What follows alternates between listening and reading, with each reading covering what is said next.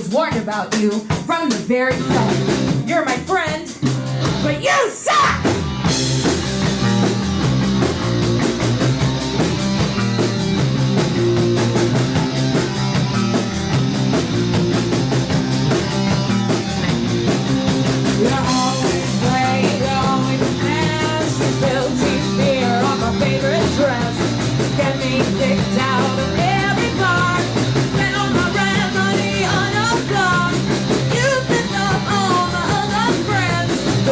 Say make you hard to defend. You're my friend, but you suck. You're my friend, but you suck. You're my friend, but you suck. You suck. You're my friend, but you suck.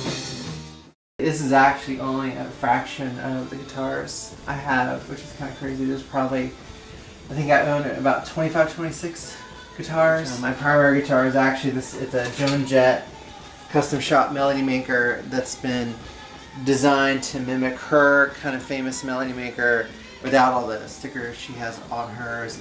I played this predominantly, as you can tell the wear that I've put on this thing. This was kind of like my go-to guitar for several years of the band until I got the Joan Jett melody maker. And you know, I've got a couple other guitars. Like I've got this Big Tex was custom made for me by a guy named Eddie Dale, who unfortunately passed away last year. I have a lot of weirdo guitars that I like. This is a 78 Ovation Breadwinner. The Ace Frehley used one of these early on in Kiss. It was the first guitar with a preamp. It has two 9-volt batteries in it. A Maverick that I had rebuilt. This was a kind of a one-off. Gibson only made about 1,000 of these or so. As a guitar, I had to say to play it, it's pretty terrible. At least for me, because if I was a metal person, maybe it would be better if I was a shredder, but I'm not a shredder. But like as an art piece, I mean, just look at that thing. And that's fantastic. You gotta love it, right? Really don't have to spend a lot of money now, which is kind of the cool thing, I think, in general. And this is a $300 80s Fender guitar made in Japan. This is probably one of the best built guitars I own. It's fantastic. But as a collectible, most people don't get real excited about something like this. But you have this and a $100 amplifier and you got yourself a band. It seemed like that you had kind of two schools. You had British punk, which was kind of based on dub and reggae, and then you had American punk, which was all surf rock. I think it comes down to we're going to do things that we want to do, kind of the DIY mentality. So the kind of the reaction to this is what the smart, intelligent people are doing to this is what we want to do.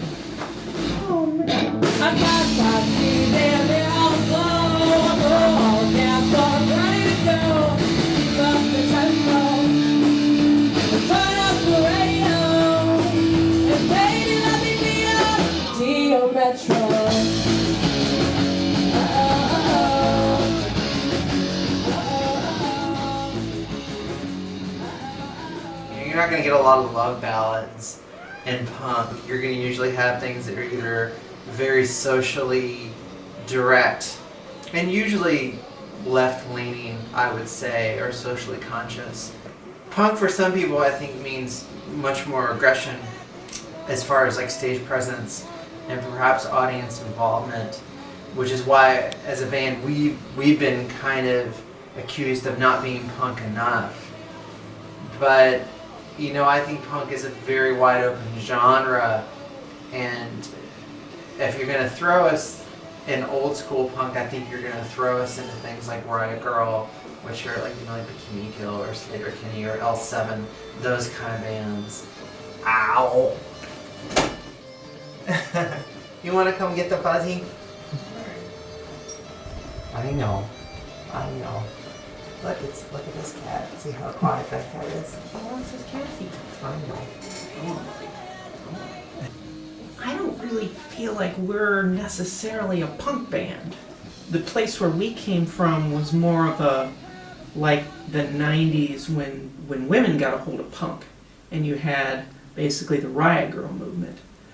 I always found it kind of funny that we referred to ourselves as a punk band in that respect. You know, we're just kind of a rock and roll band. We're an alt rock band. We're a band.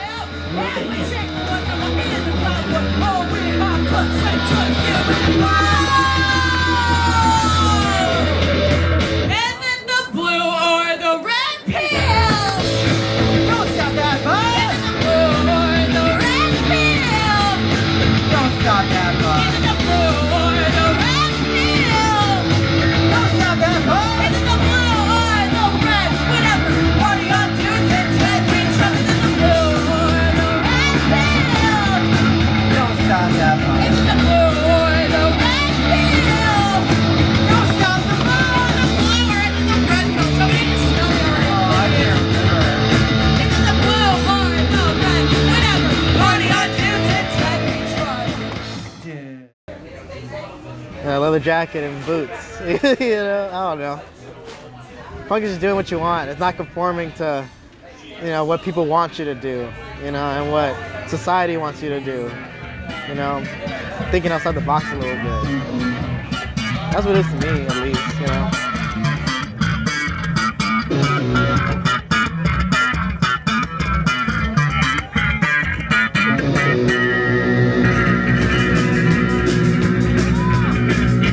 Personally, punk to me is, you know, any music that is fearless and honest, and like means something, right? So to me, you know, some of the most like punk music I think of right now is honestly like Kendrick Lamar, right? Or I mean, maybe that's silly.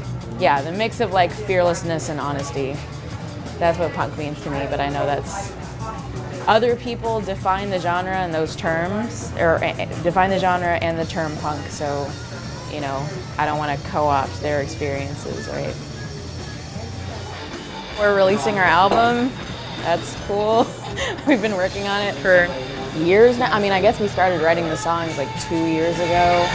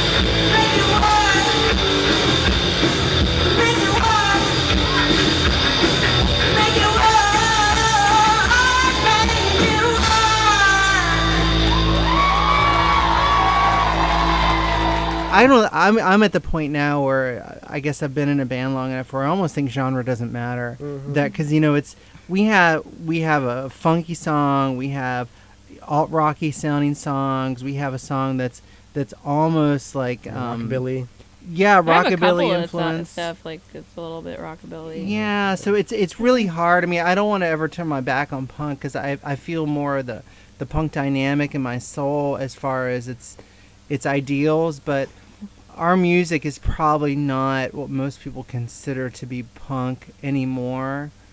Yeah, I think you know, when you categorize a band as far as, you know, their genre or whatever, it's just so the record store knows where to put your albums. Right.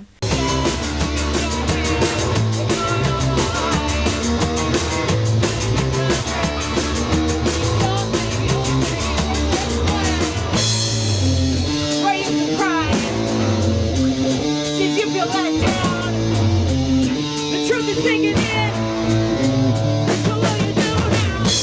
Lord, take it down, Lord, take it down, Lord, take it down, Yeah, I don't think there's anything more punk rock than just kind of doing your own thing and not. It's so funny how like when punk rock started, that it was kind of this do what you want and don't listen to the rules, and then all of a sudden now, you know, in the 90s we had kind of the Hot Topic generation come in, and then it kind of diluted everything. Where if you yeah I know, but like if you're not like Eyeliner and Jinkos, man. yeah, you know, if you're not of a certain, if you don't look a certain way or listen to a very specific music, and that's I think the downfall of any kind of music movement is when it gets so bogged down in those dynamics and what people feel like it should be or shouldn't be. People want to put it in a museum instead of engaging with it and living in it.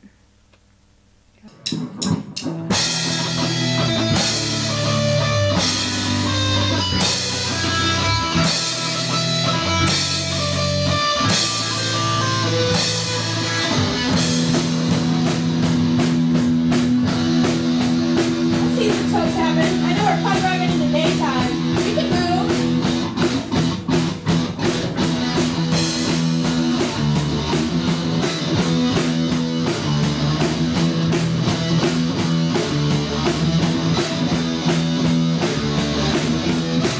Here I go on my way to start my day. Riding my trusty bus, gonna earn my way. But the sky is on with a twinkle in his eye. Comes across the sea like I isn't occupied. I need space. I wanna get out of this pipe, but when I tell him get it like up in my hand, he turns to me and introduces to man. Come on.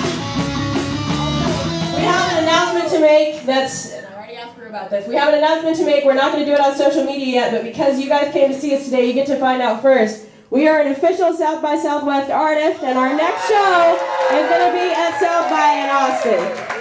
So, first to know, probably won't post about it for a while. Lucky you. So keep it between us, okay? Yeah, keep it between us. So welcome to South by Southwest.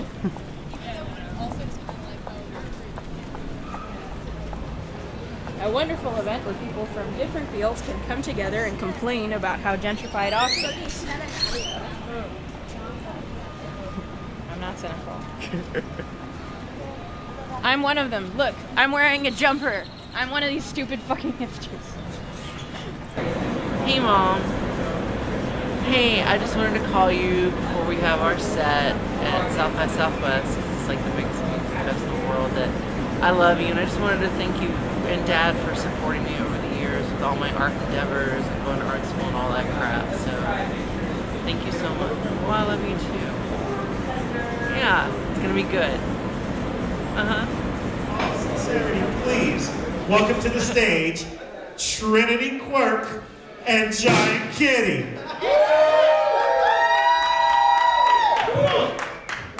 You suck.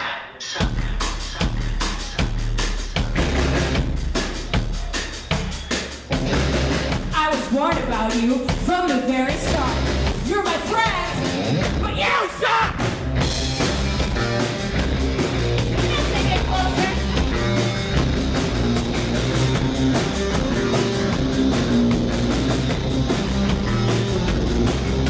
You're always late, you're always mad. You'll see me on my favorite dress. And it kicks out of every box. Then I'm a red money on a box. You pick up all the other friends. Make you say, make you hard to defend. You're